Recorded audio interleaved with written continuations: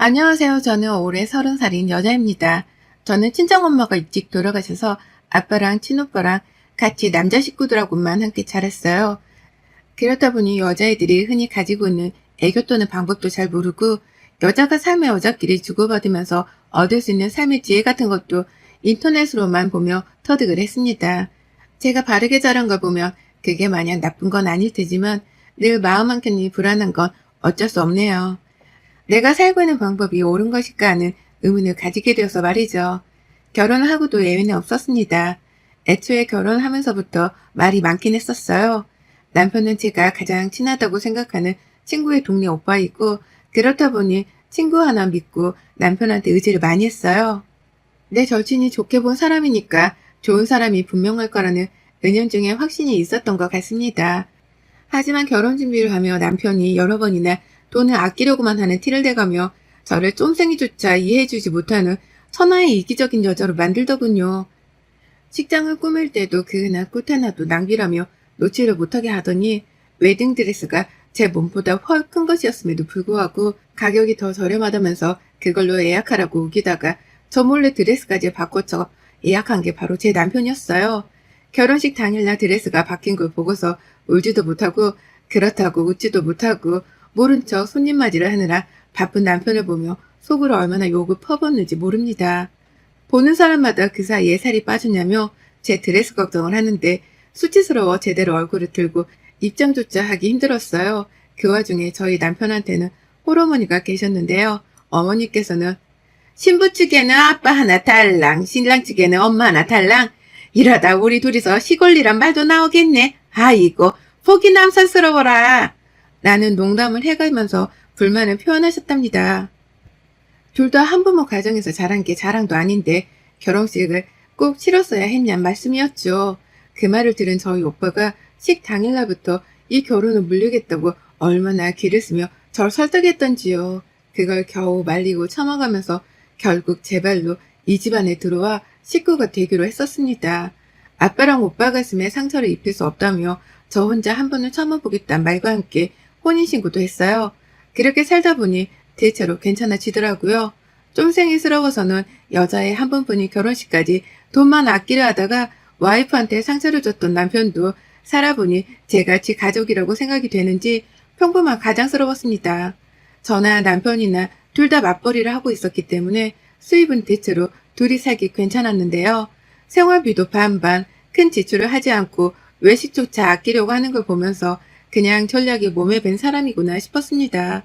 연애 때보다 저랑 데이트도 덜 하려고 하고 저한테 선물 하나 사주는 걸 아까워하는 게 보이는 것이 가슴 아프긴 했으나 차라리 전략할 줄 아는 남자랑 사는 게 돈 모으긴 좋겠다 싶어서 좋은 쪽으로 이해를 하려 했죠. 하지만 시어머니 문제만큼은 좋은 쪽으로만 이해를 하기가 힘들었어요. 어머님이 하시는 행동은 그 하나하나가 정말 기괴했거든요. 아무래도 어머님이 혼자 사시는 분이다 보니 외로움이 많으실 것이란 것 정도는 저도 잘 알고 있습니다. 저희 아버지가 혼자 사시면서 많이 외로워해 오셨으니까요.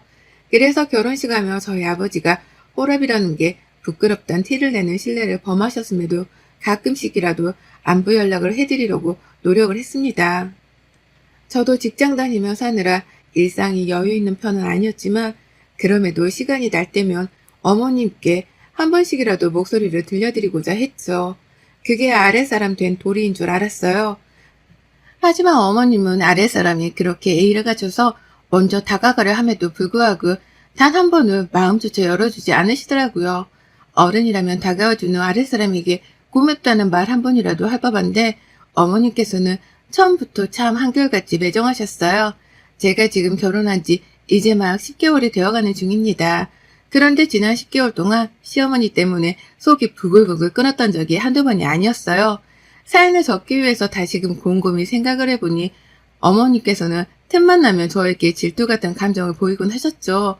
당신 아들이랑 사는 며느리인데도 말입니다.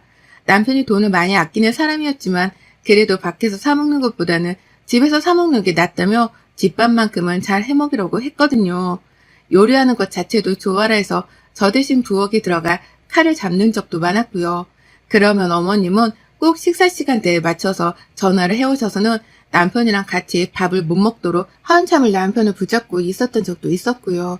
뭘 먹고 있냐고 물어보셨다가 자신도 먹고 싶다면서 그 길로 저희 집을 찾아오려 하신 적도 많았습니다. 진짜로 찾아오신다고 하셔서 남편이 시어머니의 몫에 음식을 빼놓고 마냥 기다리려고만 한 적도 몇 번 있었을 정도였어요.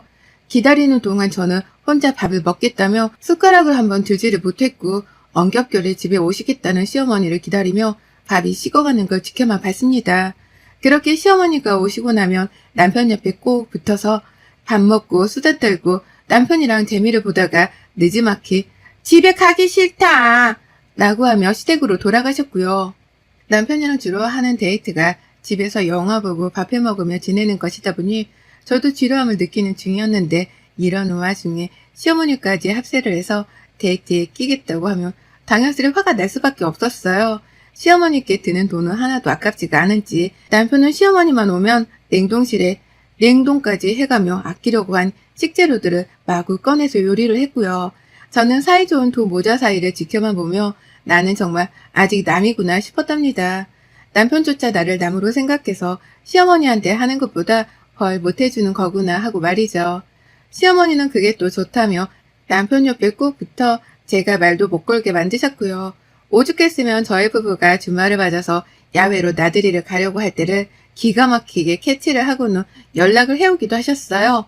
모처럼 집에만 있다가 나서려는 것이었는데 그날 남편에게서 뭔 얘기를 들은 건지 어디로 가면 되냐? 나도 가도 됐지? 나만 빼고 가려고 했냐? 라면서 신이 나도록 물어를 보더라고요. 물론 저희 남편한테 말이죠. 그러면 남편은 당연히 와도 돼 라고 하면서 시어머니께 약속 장소를 찍어 보냈네요. 그럼 저는 100년 만에 나가는 야외 데이트였는데 그걸 시어머니랑 같이 보내며 완전 울상이 되어야 했고요. 저희 집에 오실 때마다 제가 뭘 입고 있는지도 찬찬히 보고 한 번은 제가 머리를 좀 따서 올렸더니 환갑이 다 되어가는 그 나이에 머리를 따서는 제가 한 것처럼 올려선 집에 찾아오셨더라고요. 미칠 노릇이었죠. 이쁘다고 한 가디건은 달라는 소리인가 싶어서 황당해하며 봤더니 다음번에는 똑같은 색상의 가디건을 입고 우리 집을 찾아오질 않나. 정말 알 수가 없는 속마음이었습니다. 모질다고 해도 할 수가 없었죠. 저는 시어머니랑 결혼한 게 아니라 제 남편이랑 결혼한 것이었으니까요. 자꾸만 끼어들어 부부생활의 일원이 되려고 하는 어머님의 태도는 분명 도가 지나친 것이 맞다 확신했어요. 그걸 모르는 시어머니랑 남편이 그저 답답하고 속상할 뿐이었고요. 그렇게 섭섭함이 차곡차곡 쌓여가면서 시어머니의 주저넘치는 참견과 관심을 불편하던 중 이것이 질투라는 확신을 하게 되었답니다. 제가 임신하게 되어 지금은 막 9주차를 지나고 있는 상태예요. 임신이 처음이고 아이도 아직 조그마한 상태라 뭐든 조심하게 되고 예민함이 하늘을 찌르는 중이었죠. 거기에 더불어 입덧까지 말도 못하게 하는 바람에 실제 구토를 하며 신경이 많이 날카로워졌습니다. 그러는 와중에 우리 어머님은 저 임신했다는 소식을 듣고서도 그 사이 임신할 짓을 한 거야? 라며 애문 것에 먼저 놀라시더니 제가 입덧을 하는 중이라 집에서 남편조차도 먹고 요리하는 것을 내심 가려하며 하고 있었는데 전화를 해선 언제 먹으러 오라 불러줄 거냐면서 하루가 멀다 하고 남편을 부르셨어요. 문자로 해도 되고 남편이 퇴근하는 길이나 점심때에 연락을 하셔도 될 텐데 꼭 저녁 시간에 같이 있으면 전화를 하셔서는 무슨 할 말이 그리 많으신 건지 하시던 얘기를 또 하고 또 하고 정말 같은 여자로서 임산부를 전혀 배려도 안 해주고 그렇다고 며느리를 예쁘다고 해주지도 않는 것이 한마디로 답도 없는 분이셨답니다. 그걸 똑바로 끊어내지 못하고서 할 말 다 들어주고 앉아있느라 구토하는 와이프를 뒷전으로 두고 있는 남편도 똑같긴 마찬가지였고요. 그러다 제가 나흘 전 토요일 밖에서 사먹는 빙수가 너무 먹고 싶은 거예요. 더워 죽겠는데 빙수도 먹고 싶고 집에 있으려다가 남편한테 정말 조르고 졸라 나갔습니다. 집에서 얼음이라도 갈아 먹으라고 하는 남편의 무심한 말이 상처였지만 그 상처가 더 오기가 되어서는 끝까지 데리고 카페를 찾아 나섰어요. 그렇게 카페에 막 도착을 해서 빙수를 시키고 앉아있는데 아니나 다를까 심호전화가 걸려오더라고요. 분위기를 즐기고 싶어서 남편한테 말했습니다. 전화를 받지 말았으면 좋겠다고 말이죠. 그런데 우리 남편 저를 잠시 이해할 수 없다는 듯 쳐다보더니 시모 전화를 당당히 받아채더라고요. 시모는 어디냐고 물어봤을 테고 남편은 카페에 나와 있다고 대답을 했습니다. 그러자 우리 시어머니 이번에는 우리 남편을 본인이 있는 곳으로 불러내더라고요. 시댁 근처에서 밥 먹고 있는데 친구들이랑 같이 있으니 인사하러 오라고 말이죠. 와이프랑 데이트한다는 아들한테 오라 하는 시모도 황당했는데 남편은 마치 막 갈 사람 마냥 어딘데? 아, 그 식당? 언제까지 있는데? 라고 대답을 하더라고요. 그러니 제가 옆에서 제발 가지 말자 눈치를 줬죠. 남편은 시어머니께 양해를 구한 후 전화를 끊었고 제발 어디에도 가지 말고 여기 앉아 쉬면서 빙수만 먹자고 하는 제 말을 애처롭게라도 했던지 결국 안 가겠다고 합의를 했습니다. 그리고는 시어머니께 문자로 못 간다 대답을 대신 전했죠. 하지만 그로부터 1분도 채 지나지 않아 시어머니한테서 전화가 걸려왔어요. 이번엔 저한테로 직접 말이죠. 전화를 안 받을까 하다가 자꾸만 부재중이 걸려와 받았더니만 어머님은 제가 임신한 걸 아시면서도 대뜸 소리부터 지르시더라고요. 보통의 막장 시모들이 하는 짓거리처럼 저희 시모도 며느리 앞에서 목소리를 낮출 생각도 안 하고는 소리부터 지르는 겁니다. 야, 네가 가지 말자고 내 아들 꼬디 갔지? 어? 걔가 왜 안 온다고 하겠어? 다 너 때문이잖아. 내가 내 아들 부르는 건데 네가 뭐 네 옆에서 차단을 시켜.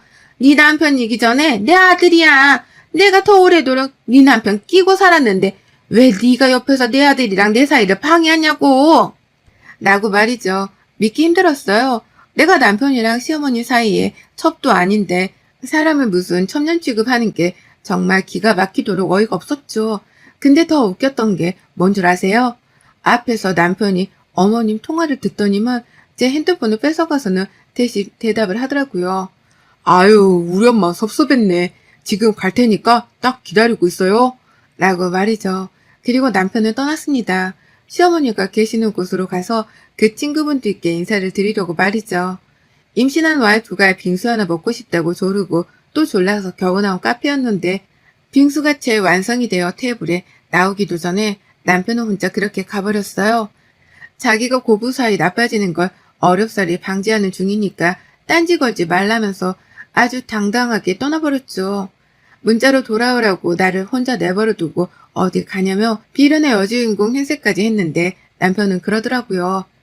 엄마 말도 일리가 있지. 얘가 우리 엄마 자식이기도 한데 넌 그걸 하나 이해를 못해줘서 이렇게까지 싸워야겠냐? 뱃속 애기는 무슨 죄야. 임산부가 스트레스 받으면 애가 그걸 다 느낀다고 내가 몇 번을 말해. 빙수 먹고 얼른 집에 가 있어. 나도 빨리 갈 테니까. 라고 말이죠. 그렇게 전 그날 모든 신뢰를 잃었습니다. 남편을 향해 남아있던 대략 49% 정도 되던 신뢰를 잃은 것과 더불어 시어머니가 내 남편을 향해 아들 이상의 감정을 느끼는 최악의 홀씨임이라는 것까지 제대로 깨우쳤죠. 결국 그날 저는 시어머니께 간 남편을 뒤로 한 채 혼자 빙수를 퍼먹다 결국 스트레스인지 먹은 것 때문인지 아이를 유산했어요. 집에 가 혼자 멍 때리고 벽만 보고 남편을 기다리는데 하혈을 하더라고요. 병원으로 혼자 119 불러갔더니만 얘는 이미 유산되어 버린 후였고요. 남편은 뒤늦게야 소식을 듣고 시어머니랑 같이 병원으로 찾아왔습니다. 시어머니가 식당에서 나와 굳이 시댁을 가지 않고 저희 집으로 남편과 함께 따라오셨던 모양이더라고요. 그랬다가 거실 한복판에서 제가 하혈한 흔적을 발견하고는 뒤늦게 연락을 취했고 그래서 병원까지 찾아온 것이었죠. 저요? 저희 친정아버지랑 오빠가 남편 멱살 잡고 주먹을 난리를 하실 때에도 말렸어요.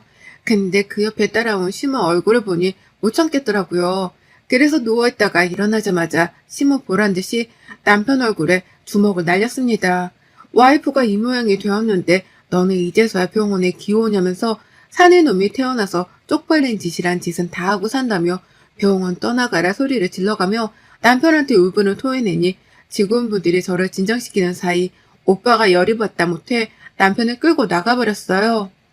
시어머니는 그걸 말리겠다고 또 남편을 질질 잡아끌며 쫓아나갔고 그 바람에 아빠가 오빠를 돕겠다고 또 쫓아나가버렸습니다. 그리고 얼마 지나지 않아 오빠가 문자를 보내왔는데요. 집에 가서 제 짐을 싸우겠다더군요. 이혼하게 만들 거니 딴소리 말고 바로 이혼도 하라고 하면서 말이죠. 그리고는 사진 하나를 보여주는데 와, 세상에, 남편이 저희 오빠한테 뒤지게 얻어맞고서는 제 짐을 오빠 대신 싸고 있더라고요.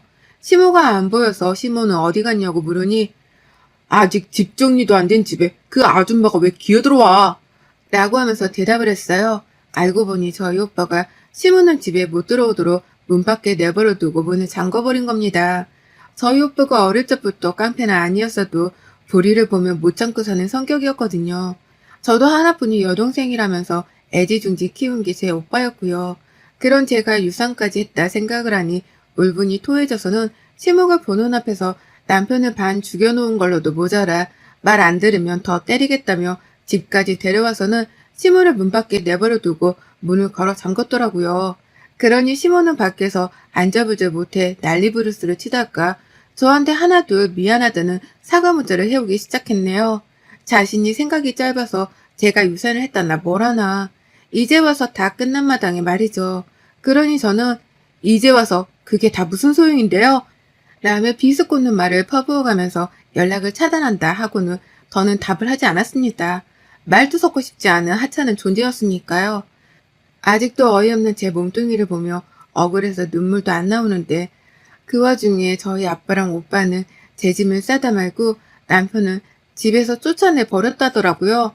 아무리 생각해도 제가 집을 나가는 건 아닌 것 같다면서 제 짐을 싸게 하다 말고 남편한테 짐을 싸게 하고는 집에서 쫓아내버렸습니다. 이혼도 소송으로 갈 거고 아기 잃는 과정 동안 두 사람이 저한테 가했던 압박은 증거로 싸잡아서 무조건 고소할 거라며 으름장도 단단히 놓았다고 하고요. 저는 나중에야 남편이 짐을 빼고 나간 집으로 퇴원을 해서는 얘기를 전해 들었었습니다. 아직 다 빠지지 않은 남편의 물건들을 보며 마음이 허했어요. 그러나 한편으로는 그런 생각이 들더라고요. 이런 남편은 앞으로 평생 살면서도 내 편이 아닌 지네 엄마 편에 들며 내 속을 썩였을 놈이었을 거라고 말이죠. 그런 놈의 자식까지 낳고 평생 발을 못 빼고 사느니 차라리 지금이 나에게 좋은 기회일 수 있다고 말입니다. 아이를 잃어가면서까지 얻은 귀한 기회였기 때문에 저는 이 기회를 2번 놓칠 수 없었어요. 그래서 이혼소송도 오빠 말대로 밀어붙이고 얼른 재산 정리에 홀로서기를 하기로 했답니다. 불과 얼마 되지 않은 시간 동안 아이 잃고 남편 잃고 집까지 잃게 된 저였는데요. 오빠랑 아빠가 제 곁에 든든히 계셔준 덕분에 그나마 버틸 수 있었어요. 오빠가 자기 아는 사람들 총 동원해서 변호사까지 소개를 시켜주는데 역시 내 피부치는 가족밖에 없더라고요. 결혼한 기간이 너무 짧아서 재산 정리를 할 것도 없었지만 그래도 결혼하면 들인 돈을 나누고 정리하느라 어쩔 수 없이 남편과 연락을 해야 했는데요. 그것도 저희 오빠가 다 정리를 해줬습니다. 아내 유사시킨 것 동네방네 평생 근처에서 떠들고 다녀서 다시는 여자도 못 만나게 하고 결혼도 못하게 하겠다고 으름장을 놓았더니 남편이 즐거움을 하면서 한 번만 봐주라고 애걸복걸을 했다더군요. 저희 오빠가 한다만 하는 사람이란 걸 얻어맞으며 뼈저리게 느꼈던지 해달라는 대로 다 해주겠다고 먼저 제안을 했다고 해요. 그래서 오빠는 지금 살고 있는 저희 전셋집 만기가 될 때까지 제가 살고 그 후 받게 될 보증금으로 기존에 보탰던 원금은 돌려주겠다고 합의를 받아냈다고 하고요. 다만 저를 유산시키고 정신적으로 힘들게 한 시어머니와 남편을 향한 위자료 고소는 쭉 이어졌습니다. 그것만큼은 제가 합의를 하고 싶지 않아서 있는 그대로 고소 진행을 했어요. 남편은 가지고 있던 돈 중 대다수가 전세보증금에 묶여 있었는데 그걸 나중에야 돌려받기로 했던 나머지 가지고 있는 수중에 돈이 없다며 힘들어 죽으려 했고요. 뭐 그것까진 제 사정이 아니기에 알아서 하라며 전 깔끔하게 무시를 했습니다. 그렇게 쫌생이 마냥 돈 아끼며 살더니 변호사 하나 고용할 돈 한 푼 안 모으고 뭐 했나 싶더라고요. 이 순간 이혼하는 걸 얼마나 다행이다 싶었는지 몰라요. 몇 번이고 시어머니의 무례한 간섭을 고칠 기회가 있었음에도 고치지 않는 남편, 그리고 그런 남편을 믿으며 배짱 두둑히 안주인 행세를 하듯 내 남편을 불러댄 시어머니. 이 두 사람으로부터 받은 돈은 값어치도 없겠으나 약이 오르고 화가 나서라도 푼돈의 위자료는 받아낼 생각입니다. 그 돈으로 먹고 싶은 빙수 마음껏 먹고 하늘에 간 아이에게 평생 미안해하면서 살 거거든요. 잘 사는 모습을 보여드리지 못해 제 가족들에게 너무 미안한 마음이 크지만 이혼을 하게 됨으로써 새롭게 살 큰 기회를 얻었다 생각할 겁니다. 그래서 이전보다 훨 당당하게 잘 사는 모습을 보여드릴 거예요. 인터넷에서 마주하게 된 구독자님들께 응원을 받고 싶습니다. 저 당당히 잘 살 수 있게, 그리고 하늘에 간 아이도 더 좋은 부모한테서 꼭 다시 태어날 수 있게 많은 기도해 주세요.